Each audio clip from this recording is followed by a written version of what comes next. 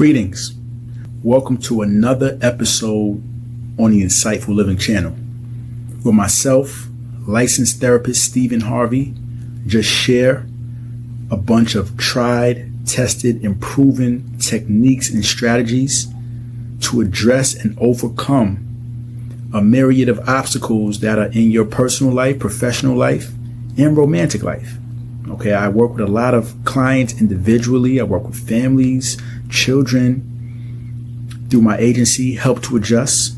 Okay, you can check my agency out, helptoadjust.com, or look me up on psychologytoday.com. Today, I'm going to deal with a serious issue, as every issue I deal with is serious. And these are issues that come up very often with the clients who I work with. And that's why I created this channel, just to say, hey, instead of just limiting these strategies to those who I work with, let me create a platform where I can share with the world what's working with certain issues that come across my table regularly. So this issue today is specific to people of African descent. All right. Africans in America, Africans in the Caribbean, Africans on the continent. All right. Or some of you want to say black people. It's specific to people of African descent. Now, my locality is America. And in America, the number one stressor for Africans in America is racism and discrimination. That is the number one stressor for Africans in America: racism and discrimination. A lot of my clients deal with this. All right, they move around feeling disempowered, move around feeling like they are seeking to be accepted by other cultural groups, or they have this complex, this subconscious complex that wants to rid themselves of their race, right? Because of what they've been taught about their race, what they've been taught about their culture. So it's almost like they want to move away from who they are culturally because of a lot of the negative stereotypes and narratives that are around their culture. Now, this is going to be a short video. I'm not going to go on and on. The antidote, the solution to overcoming racism and discrimination, or the stress that is attached to those concepts, okay, is to immerse yourself in the greatness, the enrichment, or the achievements of your culture. So in other words, instead of moving around with information or stereotypes about your culture that are negative, that others are making up, you want to filter that content out. And you want only the content that is empowering about your culture to permeate your mind. You cannot rely on the school to do this. You cannot rely on mainstream media to do this. You cannot look to other cultural groups to build up, edify your culture as a person of African descent. You have to do that on your own. One of my cultural advisors once said he's also very proficient in combat, or what a lot of you call martial arts. He actually took a trip over to China and was in the Shaolin temples in China. And guess what? He saw black men hung up, framed up inside of the Shaolin temples in China. And he approached one of the gentlemen in that temple and said, "Sir, why are you not talking about these black men in your Shaolin temples out here in China. And you know what that Chinese individual said? He said, I'm Chinese. That's your job. I'm going to talk about Chinese culture. You're black. You need to talk about black culture. That's your job, not mine. So my enlightenment said, hey, point well taken. What can you say to that, right? So as a person of African descent, it is essential that you study the greatness, the accomplishments, the wisdom that dwells in your culture only.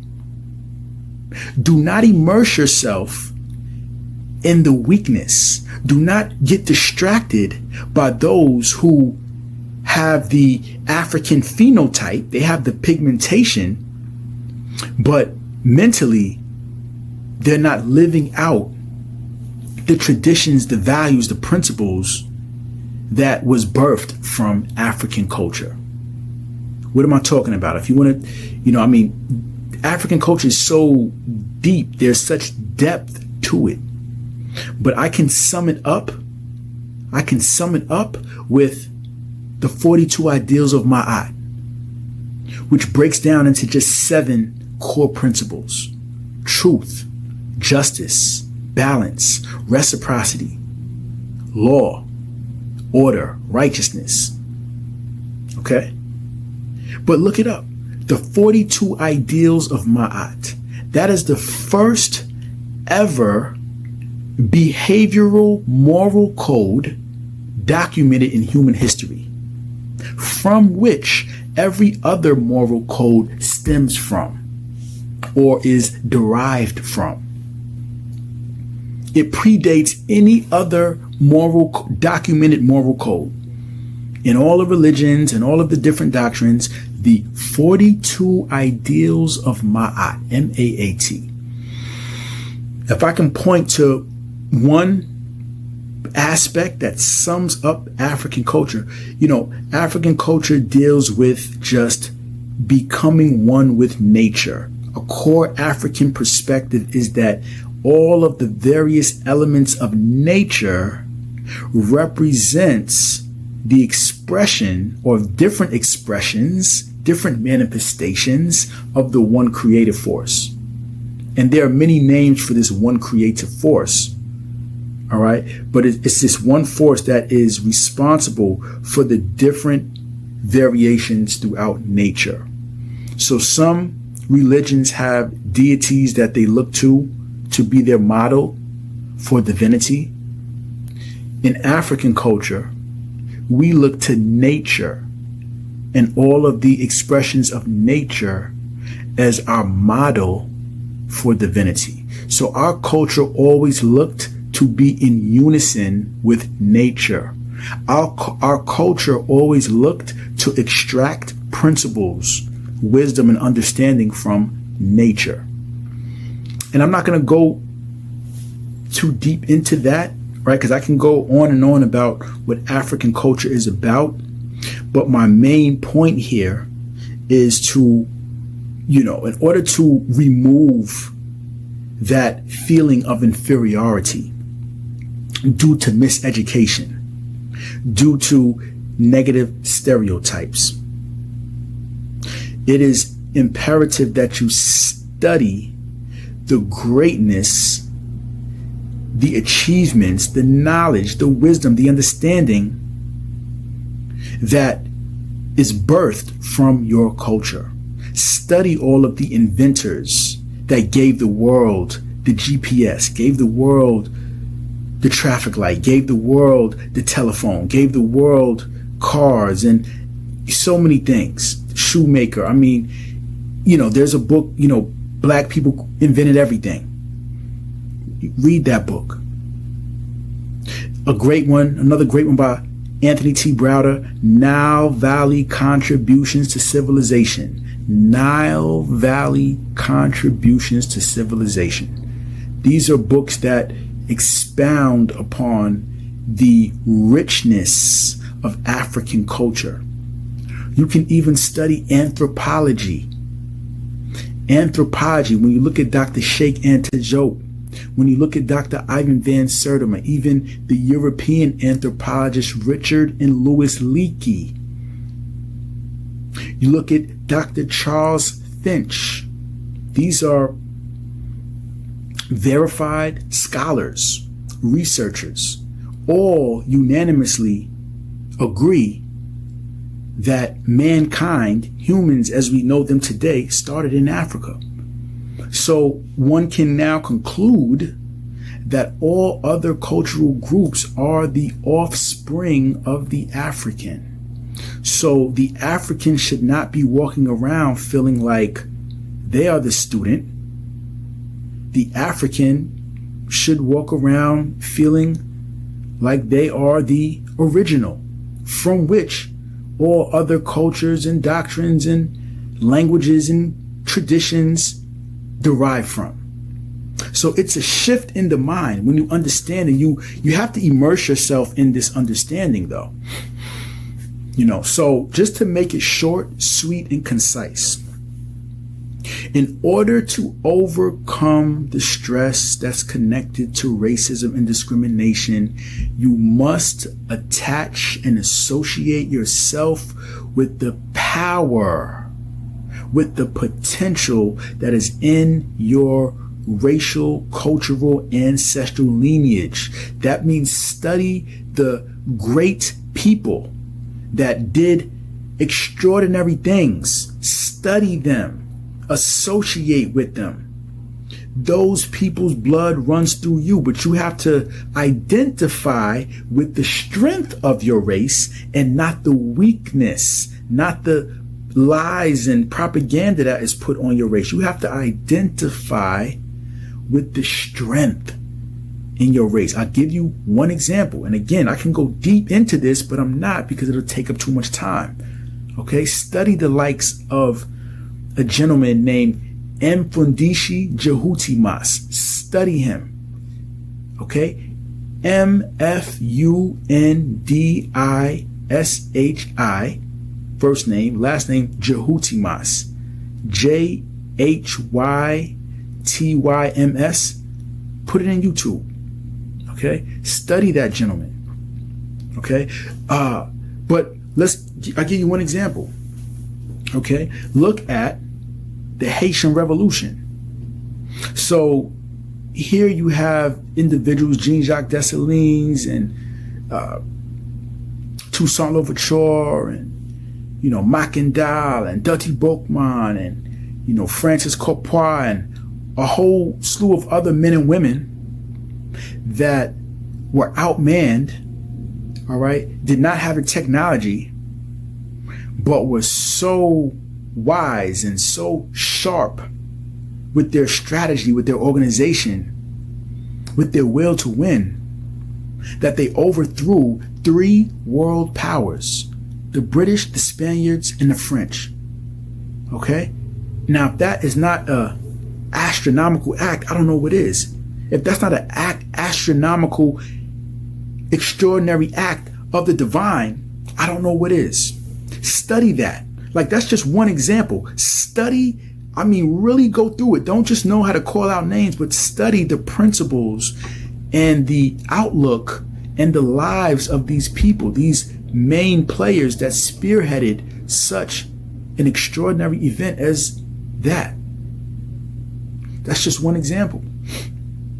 Okay? Study the strength. Study the tycoons in business that overcame super large obstacles to be at the top of their game in business. I can go on, but you have to dedicate yourself to associate and identify with the strength of your race and disidentify with the stereotypes and the weakness, right? If you talk about, say, Haiti right now, a lot of people want to talk about the turmoil and the problems. Okay, that is what it is. However, that should not distract you from the infinite wisdom and understanding and strength that can be extracted and drawn and learned from 1804 and that revolution. But instead, because of what's put out in mainstream media, many only look at the current political turmoil. That's a distraction. Okay? So that's it. That is it. Okay? You have to educate yourself. You have to immerse yourself. You have to identify yourself with the strength and the prominence and the excellence and the super high achievement and power and enrichment that is in your cultural ancestral lineage. Identify with that aspect of your culture and that only. You should not be watching, looking at, speaking about, reading about any weakness, it's almost like a boxer. If a boxer is going into a fight, is a boxer going to study and ruminate on times that he got knocked out, losses that he had? Probably not. That boxer is going to build on his or her strengths, and they're going to permeate their mind with their strength so that when they walk into the ring, that is the dominant idea they have in their mind of them being a winner and a winner only. You would not ponder on your losses, times where you were at the worst. You're not going to, why would you? That does not serve you. So I say to all people of African descent, psychologically, it does not do you any good to focus on times now and throughout history where you were not at your best. It does serve you to focus on, identify with, immerse yourself with times currently and in the past where you were at your best. That's the side of history. That's the side of your culture that you want to identify with. That's it. Even moving forward, when you create images and narratives of your future, you don't want to create it with a deficit, looking at all of the hindrances and obstacles as if others are more powerful than you and you have to work extra hard to get someone else's approval and to get seen, recognized, and someone else to allow you to do X. You need to use your mind in a way that benefits you, in a way that empowers you. I hope you get that. The simplicity of it is, don't focus on the weakness. Don't focus on your losses. Don't focus on the points and times currently and in history where you were at your worst. Focus on the points and times currently and throughout history where you were at your best. Find individuals who are operating in excellence. Find individuals who tapped into their potential and just made extraordinary achievements and did remarkable things. In African culture, you know what we call them? We call them ancestors, or we call them even deities. These are people who lived such a great life that simply studying their life and studying how they lived, it can actually bring you to a higher place of oneness with your creator by studying the principles of these people's lives. I'm not going to go into a whole lecture on that because that will take a whole hour. But I just want to give you the brevity of how to overcome racial discrimination. Very imperative. So now when you walk in a room where you may numerically be the minority, but because of what you have in your mind about the strength that runs through you and other powerful men and women who walked before you and their achievements and their power and their influence and their demonstration of excellence, when you have this in your mind, you feel empowered no matter what the numbers are, no matter what the situation is. You walk in your power because you are knowledgeable of the power that runs through you. But if you walk in a room only having in your mind your losses when you were at your worst, then absolutely you're going to feel disempowered and out of place. Okay? Hope you get that. Drop a comment in the comment section if you have any questions. I gave you a few resources. All right. I can go on and on with this because I study this. I immerse myself in my culture because I love myself, and I suggest that you love yourself also. All right. This particular video is for people of African descent, but if you are of any other culture, I implore you to study the greatness of your respective culture. No matter where you're from, you need to know of the high achievers, the great people, the greatness, the inventions that are birthed and derived from that culture. Okay? Drop a comment in the comment section. Thank you for tapping in. I love you, and I'll be back with more content to help you overcome obstacles in various aspects of your life. Stephen Harvey, take care. Peace.